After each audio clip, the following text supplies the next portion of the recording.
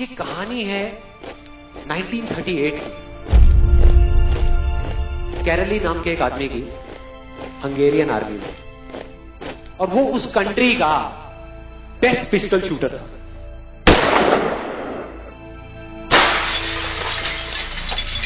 जितनी भी national championships हुई थी उस कंट्री में, उसको वो जीत चुका था। और सबको ऑलमोस्ट कंफर्म था कि 1940s में जो ओलंपिक्स होने वाले हैं उसमें गोल्ड मेडल केरली को ही मिलेगा।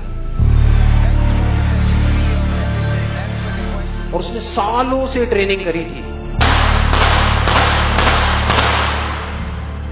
उसका एक ही सपना था, एक ही फोकस था कि मुझे अपने इस हाथ को दुनिया का बेस्ट शूटिंग हैंड बनाना है, बेस्ट बनाना है, बेस्ट बनाना है। और वो कामयाब हो गया, उसने बना लिया बेस्ट शूटिंग हैंड।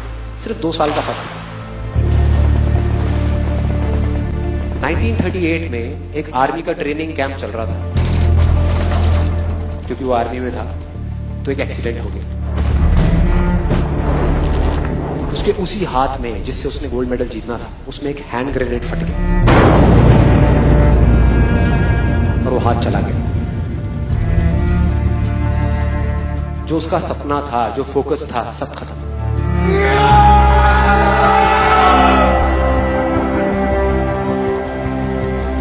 उसके पास 2 रास्ते थे। एक तो ये कि वो बाकी की पूरी जिंदगी रोता रहे और कहीं जा करके छुप जाए, या अपना जो गोल था जिसपे उसने फोकस किया हुआ था उसको पकड़ करके रखा।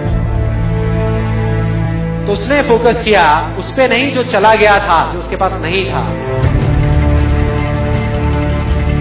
उसने फोकस किया उस पे जो उसके पास था।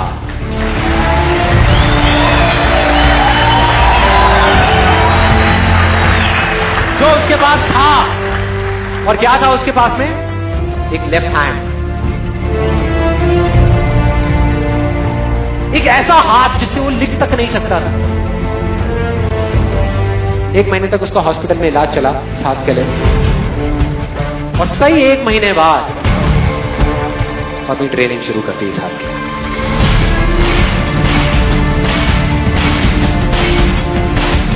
ट्रेनिंग के 1 साल बाद, मतलब कि 1939 में वो वापस आया। नेशनल चैंपियनशिप्स हो रही थी वहीं पे हंगरी में, और बाकी भी बहुत सारे पिस्टल शूटर्स थे वहां पर।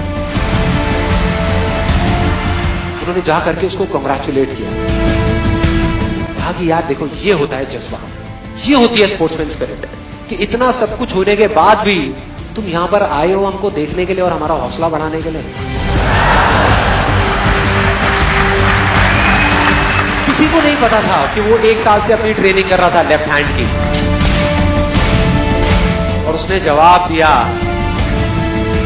मैं यहां पर तुम्हारा हौसला बढ़ाने नहीं आया, तुम्हारे साथ कॉम्पीट करने आया हूं, तुमसे लड़ने आया हूं, तैयार हो जाओ। और कंपटीशन हुआ। बाकी सब वहां पर जितने भी लोग थे वो कॉम्पीट कर रहे थे अपने बेस्ट हैंड से। ये कॉम्पीट कर रहा था अपने ओनली हैंड से। ओनली हैंड से। कौन जीता? The man with the only hand, केरली, जीत गया।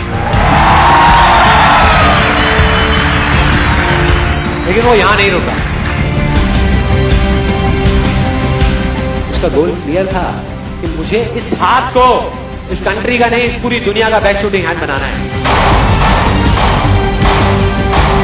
उसने अपना सारा फोकस उठा करके डाला 1940 पे, जब ओलंपिक्स होने वाले थे। लेकिन 1940s के ओलंपिक्स कैंसिल हो गए वर्ल्ड वॉर की वजह से।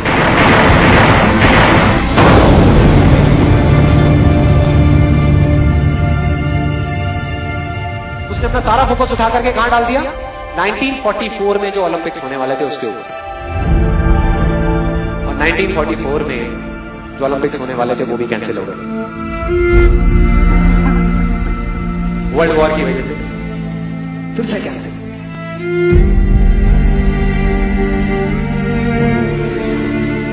उसने अपना सारा फोकस उठा करके डाल दिया 1948 के ओलंपिक्स में।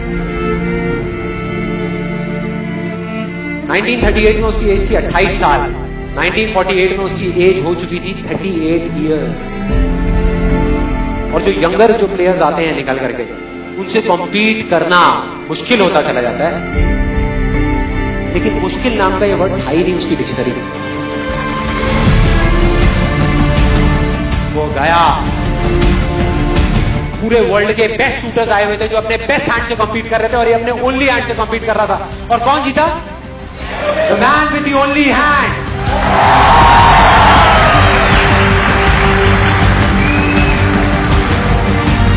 लेकिन वो तब भी नहीं रुका। 1952 ओलंपिक्स, दोबारा कॉम्पीट किया उसने और इस बार गोल्ड मेडल कौन जीता? गैरल ली। 4 साल बाद दोबारा से, और पूरी की पूरी हिस्ट्री को बदल करके रख दिया ओलंपिक्स। इस पर्टिकुलर कंपटीशन में उससे पहले किसी भी एथलीट ने लगातार 2 गोल्ड मेडल्स नहीं जीते।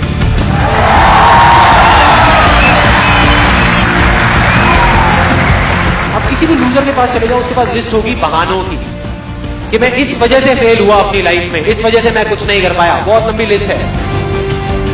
और दूसरी तरफ विनर के पास चले जाओ, उसके पास में 1000 वजह होगी वो ना करने की जो वो करना चाहता है, सिर्फ एक वजह होगी वो करने की जो वो करना चाहता है, और वो कर जाएगा।